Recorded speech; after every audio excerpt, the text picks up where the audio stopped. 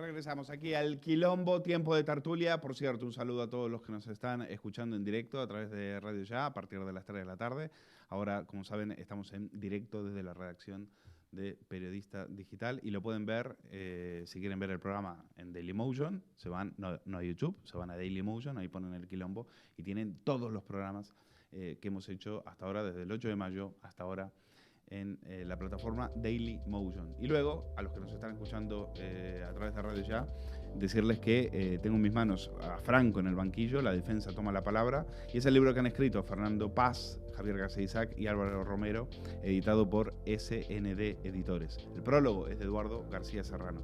Y le pedí a mi amigo, el director de Radio Ya, a Javier García Isaac, que se pase por la redacción y nos contara cuáles eran los argumentos, cuál era la necesidad que había en poner a Franco en el banquillo y hacer una defensa de todas las trolas, de todas las mentiras que se han dicho durante 2 años en favor de la izquierda y en contra, desmontando, falseando el pasado para favorecer el presente. ¿El presente de quién? De Pedro Sánchez. Esta fue la entrevista con Javier García Isaac, Franco en el banquillo.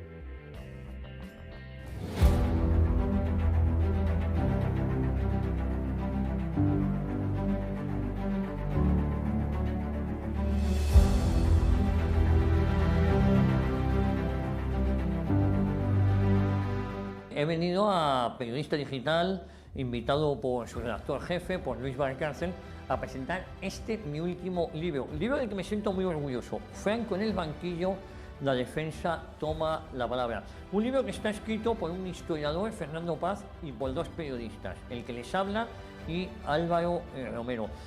Yo he de decir que cuando hablamos de que la defensa toma la palabra, frente a las más graves acusaciones. Franco, nos gusta o no, es un personaje de moda, un personaje que lleva muerto 44 años y que está más vigente que nunca. ¿Qué se ha tratado en este libro? Yo creo que la portada es muy elocuente. Franco sentado en un banquillo esperando a ser juzgado. Nosotros hemos actuado de abogados defensores frente a esas gravísimas acusaciones. Cuando hablo de acusaciones, hablo de que a Franco se le ha acusado directamente de ser el culpable del bombardeo de Guernica, sobre lo que había mucho que hablar. Se le ha acusado también sobre la inexistente matanza de Badajoz. Aquí en este libro se demuestra que esa matanza jamás existió. Se ha llegado a decir incluso que estuvo detrás del asesinato de García Lorca. Las últimas barbaridades hablan de su fortuna. Recuerdo que hace relativamente poco un medio de comunicación de tirada nacional hablaba de la fortuna de los Franco, estuvo 4 días sacando titulares en portada y en una de estas portadas hablaba de que Franco tenía 1 millón de pesetas, 1 millón de pesetas, no 1 millón de euros, distribuidas en 4 cuentas en 2 ciudades distintas. Las ciudades eran Madrid y Oviedo, no era Suiza ni Luxemburgo, no, eran Madrid y Oviedo. Y 1 millón de pesetas, pues son 6.000 euros al cambio. Titulares engañosos, jugando con euros, con pesetas. Bueno, yo creo que este libro es de plena actualidad, es un libro que está vigente y sobre todo es un libro que trata de desmontar muchos mitos sobre lo que ha rodeado la figura del general Franco. Franco posiblemente haya sido el jefe del Estado más austero de la historia de España.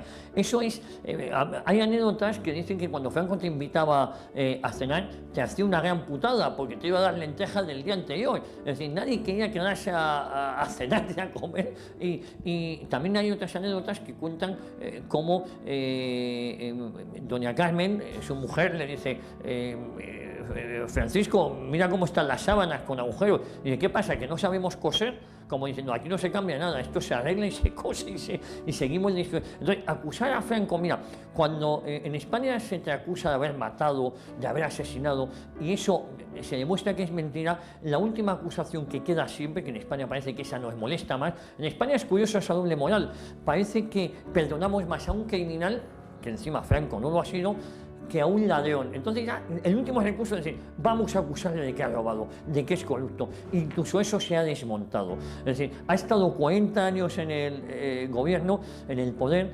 y Franco se fue tal y como vino. Franco se casa con una mujer de cierto nivel, acaudalada, como era Carmen Polo. Y luego tendemos a mezclar la fortuna que han hecho sus nietos en vida, algunos han sido exitosos hombres de negocios, otros no tanto, a lo que Franco les deja.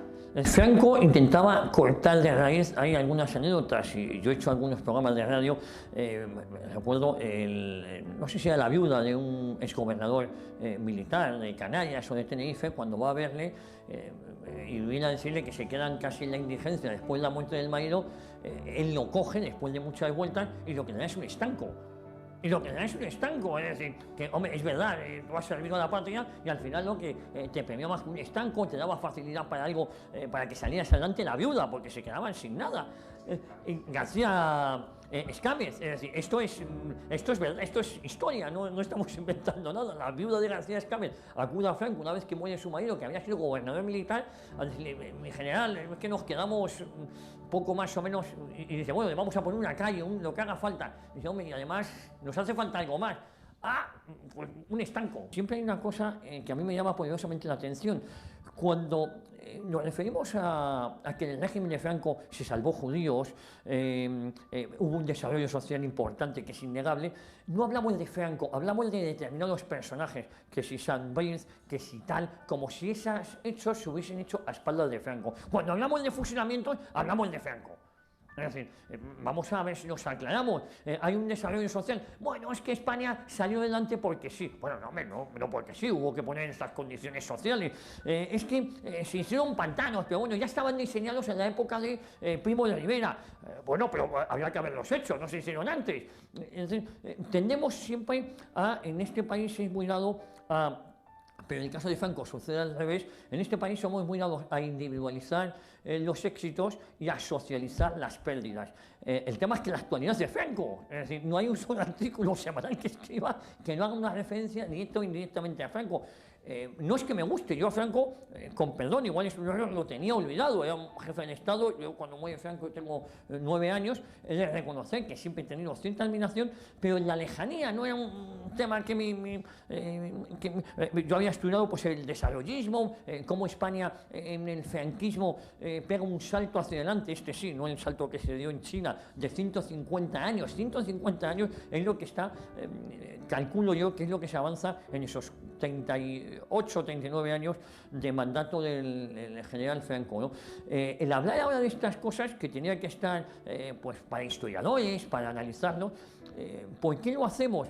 Además de porque está en la actualidad, porque si sale adelante una ley de memoria histórica hecho por un partido criminal que desde mi punto de vista tenía que estar ilegalizado o nunca se debió legalizar a partir del año 77, es que o lo hacemos ahora o corremos el riesgo de pasar 4 años en la cárcel y 15 de inhabilitación. Eso de entrada. Claro, esto es una auténtica barbaridad, una aberración, porque la historia tiene que ser una cosa viva. Es decir, si mañana alguien me demuestra que las pirámides fueron construidas por extraterrestres o por tal, pues no podemos negar ese hecho si se demuestra, ¿no? En cambio, en la historia de España se nos quiere decir por ley lo que tenemos que pensar. Y si no piensas con eso, a pesar de que hay evidencias que demuestren lo contrario, te juegas la cárcel. Mira, hablando de Franco, por ejemplo, y del bombardeo de Guernica, claro, los primeros que bombardean poblaciones civiles es el bando republicano, pero vamos, el bando frente populista, entre ellos Cabra, que es el pueblo de Carmen Calvo, y por cierto, muere más gente en Cabra que los que murieron en Guernica. Independientemente, cuando Franco se entera del bombardeo de Guernica, prohíbe expresamente que se bombardee jamás población civil. ¿Y sabes por qué lo hace? Porque Franco ya pensaba en la reconstrucción y pensaba, ¿cómo voy a ordenar yo bombardear población civil si luego voy a tener que gobernar sobre ellos? Y uno no puede gobernar sobre el odio y sobre el miedo. Si había alguna duda de que no había cometido esos delitos de sangre, inmediatamente cadena perpetua que se convertían en 2 o 3 años de cárcel como mucho y se les indultaba. Franco no quería tener las cárceles llenas. Hay una anécdota curiosa que es el abuelo de Pablo Iglesias. El abuelo de Pablo Iglesias se vio en un turbio asunto donde se le había acusado de asesinar a varias personas en la pradera de San Isidro. Cuando fallecen los supervivientes de los testigos, no se le puede acusar al padre de Pablo Iglesias. El padre de Pablo Iglesias pasa de estar recluido en una cárcel a ser un funcionario del Estado franquista, a ser un funcionario de sindicatos. Es decir, no es que fuera ejecutado, este hombre no puede volver a trabajar, pesa sobre él una gran sospecha de crimen, de asesinato. No. El propio Estado lo coloca y trabaja como funcionario. Por eso cuando decimos trato de favor, bueno, el trato de favor que tenían personajes como el abuelo de Pablo Iglesias, que acaba trabajando de funcionario en un sindicato. Esto no se ha visto nunca en ningún régimen, que un contrario tuyo que encima se ha visto involucrado en gravísimo delito de sangre, acabe trabajando para el estado de funcionario. Por eso digo que hay que poner todo en su contexto. Otro de los funcionarios ilustres que ha tenido el régimen ha sido mentirosos como Ángel Viñas, ¿no? Que aquí muchas de las teorías de Ángel Viñas las destrozamos en este libro, pero las destrozamos con datos. Desde barbaridades, que en Guernica habían muerto 5.000 personas, que es que era imposible, no existían esas 5.000 personas, y luego acudimos a fuentes como la de Salas Larrazábal, que yo creo que tiene inventariado los muertos de nuestra guerra civil. Pero dicho lo cual, hay 75.000 víctimas asesinadas por el Frente Popular, 75.000 que no fueron sometidas a juicio.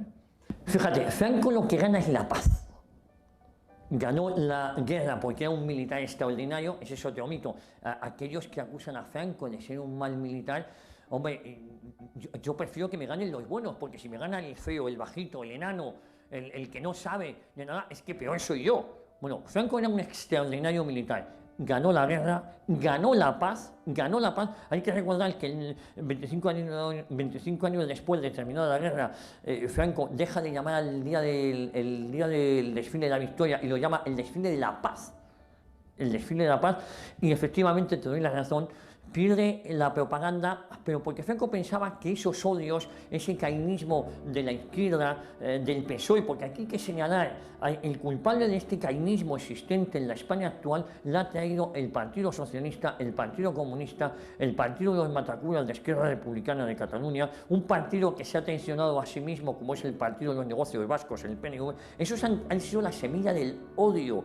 Y efectivamente Franco pierde esa batalla de la propaganda porque nunca le interesó, porque él desde el minuto 1, desde el 2 de abril del año 39, estaba ya pensando en la reconstrucción y la reconciliación del pueblo español. España cometió un gravísimo error con la transición, si me permites.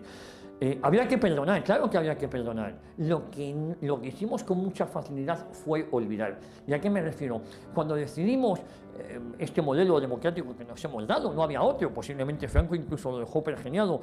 El problema fue el modelo autonómico que ha destrozado esto. El modelo autonómico va camino de convertir a España en un Estado fallido. Pero a lo que voy, y muy importante, es que nunca se debieron legalizar las siglas del odio, las mismas siglas que habían combatido en la Guerra Civil Española. Eso fue un gravísimo error.